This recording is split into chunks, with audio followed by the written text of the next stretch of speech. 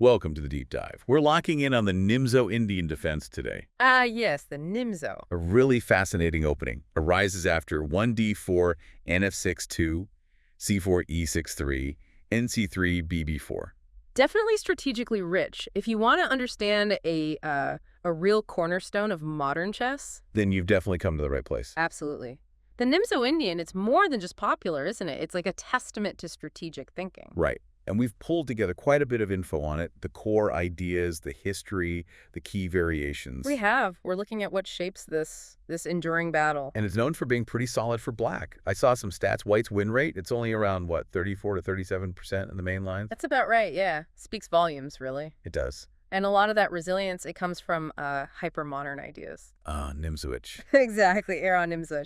Instead of fighting for the center immediately with pawns, black uses this more indirect approach, influence from afar. Okay, let's unpack that a bit. Controlling from afar. So that bishop goes to b4. How is that different from, say, just playing d5 straight away? What's the influence there? Well, the bishop on b4, it's doing double duty, really. First, it pins the knight on c3. Okay, cramps White's style, stops e4. Immediately, yeah. And second, it sets up this threat, this potential exchange on c3. To double the pawns. So double the c-pawns, exactly. Creates this structural weakness, something black can poke at for a long time. A long-term headache, not just a quick fight. Precisely. It's about strategy, not just immediate tactics in the center. Got it. So our mission today, really, is to give you a solid grasp of why this opening is so respected, so effective, at all levels. Without getting totally lost in, like, endless variations. Exactly. We want to hit the why behind the moves. Illuminate the core ideas, the strategic tensions, the possibilities. Okay, so let's rewind. Nimzowitsch. Who was he, and when did this opening really start making waves? So yeah, Aaron Nimzowitsch, early 20th century, he was a huge figure in that hypermodern movement. Challenging the old classical ideas about controlling the center. Absolutely. He basically said, let them have the center with pawns for now. And then we undermine it. Exactly. Undermine that structure that looks strong on the surface. So it was a conscious break from control the center, control the game. It really was. Nimzowitsch saw that, overextending could create weaknesses. Yeah. The Nimzo lets white build up, Seemingly powerful. while black maneuvers to exploit the cracks. And this opening has quite the pedigree, doesn't it? I read almost every world champion have played it. That's right. Since it first showed up in a world championship match back in 1929. Wow, 1929. It's been a go-to weapon for pretty much every top player for, well, nearly a century now. Even though we didn't see it in the last world championship match in 2021. Right, it wasn't seen then, but its fundamental importance, its strategic weight, that's still there.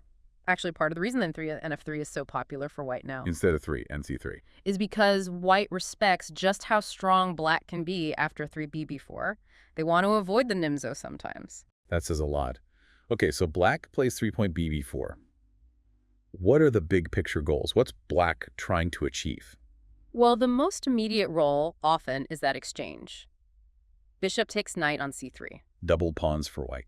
Creates that lasting structural imbalance, something to work on. Plus, by trading the dark squared bishop. Black reduces the power of white's bishop on the same color. Exactly. Less influence for white's dark squared bishop. Black also wants to stop white getting this big mobile pawn center. Makes e4 harder for white. Much harder or less appealing. And after the exchange, you often see black put pawns on d6 and e5. Ah, the dark squares. Kind of a blockade. A blockade, yeah. Controlling those squares vacated by the bishop. And if those c-pawns are doubled, c3 and c4 can become weak squares. Outposts for black's pieces. Knights, maybe? Knights especially. Black might even try to keep the position closed, Make those knights stronger than white's bishops. Right, knights love closed positions. Okay, so black has these plans, but white isn't just sitting there. What are the main ways white responds to 3-point BB4? Oh, white has tons of options. I mean, at least 9 different fourth moves have been played a lot in Master Chess. 9. Okay, let's maybe focus on the big ones, the most strategically important. Good idea. Let's hit the main lines to give you a feel for it. Perfect. How about the Rubinstein variation first? 4E3. That feels like a very common move. It is probably the most common. With 4e3, white is just focused on solid kingside development, doesn't commit to e4 right away. More positional. Leads to more positional games, yeah. Black can reply in a few ways. 4.00 standard, just castling. 4-point c5 is more active, challenging the center. And 4-point b6? 4-point b6 prepares to fianchetto the queen's bishop. It shows black's flexibility, doesn't commit the pawn structure too early. And inside the Rubinstein, there's the Hübner variation. What's special there? The Hübner often comes after 4. E3 c5-5, bd3 nc6-6, nf3 bxc3 plus elif. Black takes the knight. Right, forces the doubled pawns with 7, bxc3, and then plays d6. The idea here, after getting those doubled pawns, is to close things down. Favoring the knights again. Exactly. Closed positions limit white's bishops. Of course, white has other ideas in the Rubinstein too, like 5-me2. To recapture on c3 with the knight. Yeah, keep the structure intact, maybe support e4 later, or just 5 bd3, developing faster. Okay, next big one. The classical variation, 4 qc2, also called the Capablanca variation. That's the one. With 4 qc2, white's main idea is usually to keep the pawn structure sound. Maybe get the bishop pair. How does that work? Like after 4.005, a3 bx c3 6, qx c3, white gets the 2 bishops. But the queen moved twice. Development is a bit slower. Exactly. That's the trade-off. Black often gets a lead in development and tries to use it before white gets organized. Makes sense. What else can black do against qc2? Well, there's the sharp 4-point c5, hitting d4 immediately since it's undefended, often leads to white playing dxc5. Trading pawns. Right, or 4-point d5, challenging the center directly. And 4 nc6, that's the Zurich or Milner-Berry. Black might even give up the dark squared bishop there for other kinds of play. So a fight between structure and speed. Okay, what about 4 and f3? The 3 knights, or Kasparov variation. Yeah, Kasparov used this a lot. 4, nf3 is just a natural developing move, keeps options open. What does black usually do? Often 4-point d5.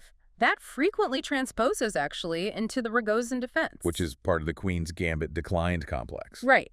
Solid, but active. Or black can play 4-point c5, staying in Nimzo territory. Then white might play 5g3. Fianchettoing the king's bishop. Exactly, leading towards fianchetto variation ideas, controlling the light squares. Got it. And then there's 4a3, the Semish. That looks very direct, forcing the issue. It absolutely is. 4. A3 basically asks black, are you taking on c3 or not? Black almost always does bxc3. And white takes back bxc3. Usually, yeah. White accepts the doubled pawns but gets the bishop pair and potentially open lines for the rooks. What's black's plan then? The main move is 5-point c5. Straight away blockading those pawns, putting pressure on c4. Trying to make those doubled pawns just a static weakness. That's the idea. Make them a liability white can't easily fix while black uses the c-file, maybe finds squares like c4. Okay, those feel like the biggest ones. You mentioned a few others briefly. 4 bg5, 4 g3, 4 f3, 4 bd2, 4 qb3. Can we get a quick flavor of those? Sure. Quick rundown. 4 bg5, the Leningrad, pins the knight but keeps flexibility for maybe e4 later, doesn't block the bishop. Okay, 4 g3. The Romanician or fianchetto focuses on light square control with the bishop on g2. Very positional. 4 f3. Looks aggressive. The Kamash, it is aggressive, aims to grab e4 quickly, can lead to positions like the Semish if white follows up with a3. And 4 bd2. Seems quieter. It is. Unpins the c3 knight, keeps the option of the bishop pair without doubling pawns. Maybe a little passive, though. Lastly, 4 qb3. The Spielmann, similar to qc2, avoids doubled pawns, but the queen's on b3. Can lead to different tactics, especially if black hits back with 4-point c5. Right, lots for white to choose from. So let's flip back to black. Playing the Nimzo, what are the key strategic themes you need to keep front of mind? Okay, boiling it down. Always be aware of those doubled c-pawns if they happen. Exploit them. Target them. Control the central light squares, d5 and e4, especially if the knight leaves c3. Try to limit white's dark squared bishop. Keep it voxed in, if possible. Yeah. And look for chances on the king side if white's development is slow or awkward. And for white, facing the Nimzo, what are they trying to achieve? White's usually trying to use that bishop pair, if they get it. Open up the position. Exactly. Control the center, pressure any weaknesses black might create, and launch kingside attacks if possible, especially with harmonious development. Pawn breaks are key for white, too. To activate those bishops. To activate the bishops and open lines, yes. So putting it all together, why is the Nimzo so highly regarded? Why has it lasted so long? Well, it's just fundamentally sound positionally. Yeah. But it's also complex, offers lots of creative chances. Not drawish. Definitely not inherently drawish. Black develops quickly. It leads to all sorts of rich middle games, avoids, really forcing narrow lines. But the stats we mentioned earlier back it up. The stats show it's strong. Plus, black keeps flexibility. doesn't commit the pawn structure too early. And compared to something like the Tarrasch defense. Where black often gets an isolated pawn. Right. In the Nimzo, it's often white who gets the structural weakness, like doubled or isolated pawns. And strategically, that can be easier for black to play against. Interesting comparison. You mentioned a Botvinnik game earlier, Botvinnik-Reshevsky 1948. Yeah. Can you briefly remind us what that showed? Sure. That game was a great example. Black, played by Botvinnik, built this really solid structure. White had a kingside attack going. But black shut it down. Shut it down, neutralized it. And then Botvinnik patiently maneuvered, exploited the fact that White's queen was kind of stuck, passively placed. And won from there. And won convincingly. Shows how those strategic themes, solidity, exploiting weaknesses, can win games even at the very top. It really helps to see the ideas in action. Okay, as we sort of start to wrap up this deep dive, what are the main things you want our listeners to take away about the Nimzo Indian? I think the key is that hyper-modern idea. Indirect control, creating weaknesses. Let white occupy, then undermine. Right. For black, it's about those doubled pawns, light square control, restricting bishops. For white, it's often bishop pair, central control, attack. And we saw white has many ways to approach it. Many variations, each with its own strategic flavor. But the core Nimzo ideas persist. It really drives home that idea that control isn't always about direct occupation, is it? Strategic influence could be just as powerful. Absolutely. It's about understanding those long-term consequences right from the opening moves. Now, if people want to go even deeper, explore more, you mentioned some resources. Yeah, definitely look at classic games. Spassky Fisher had some great Nimzos, Botvinnik Rogozin, lots of Kasparov games. And books? For books, Michael Roy's has a very comprehensive modern one. Christoph Sielecki offers a practical repertoire in his book. And Raymond Keene's older book is still insightful, too. Great suggestions. Plenty there for further study. Okay, so to finish off our deep dive today, here's a final thought for you, the listener. The provocative thought. The provocative thought. Think about this principle from the Nimzo. Creating and exploiting weaknesses. How might that apply outside of chess?